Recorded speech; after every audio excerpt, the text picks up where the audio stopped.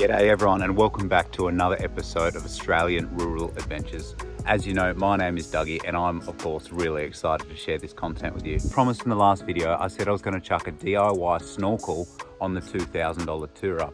Well, I have, with varying degrees of success. So I'm just going to give you a bit of a rundown of how I've done it and the costs involved with doing it. As you can see guys, she's made of PVC pipe. Starting from the top, we've got ourselves a high quality air filter here, also known as one of my thick woolly socks. That's cable tied tight onto the nose of the snorkel. I've angled it downwards so that rain can't fall directly into it.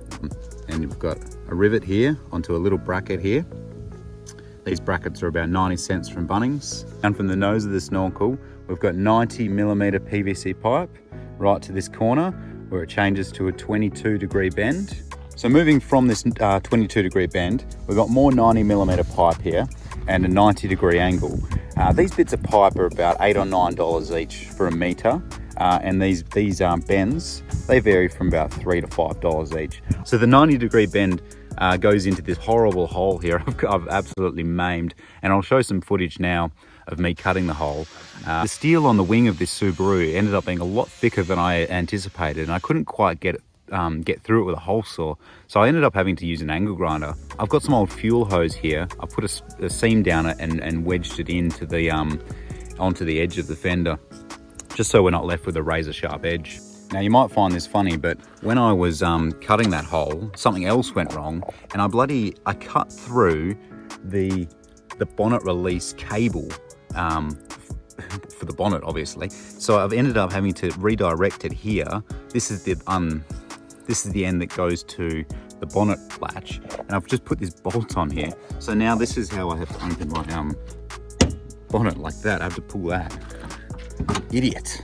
So this is where the 90-degree ends up. So it pokes its head through here, and then I've got it on this, connecting to this white flexible hose here. This hose is called a plumber's elbow, and you'll find these for about $8 or $9 in your local hardware stores. This plumber's elbow follows up here and connects to this MAF, which doesn't stand for Married at First Sight.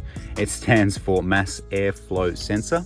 Moving up from the Mass Airflow Sensor, we've got this black bit of pipe here, which is factory. And there's also at the bottom of this black bit of pipe, there's a small collection container, which I believe is for condensation when it builds up in the pipe.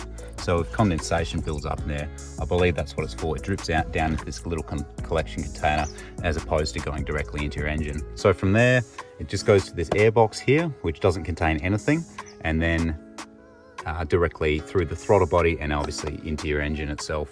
Am I pleased with the results? Not really, to be honest with you. I think building a snorkel out of PVC is only sort of necessary if you've got literally no other means to do it. I've done this here for about 50 Australian dollars, and I would only recommend doing this to a car that you don't really care about that much.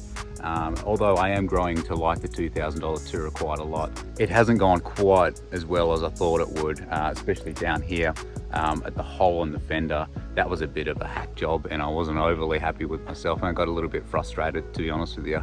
If you're going to do this to a car that you care about, get a proper snorkel kit, or get one professionally fabricated. Sounds good. I'll chuck some footage up of how it sounds when it's going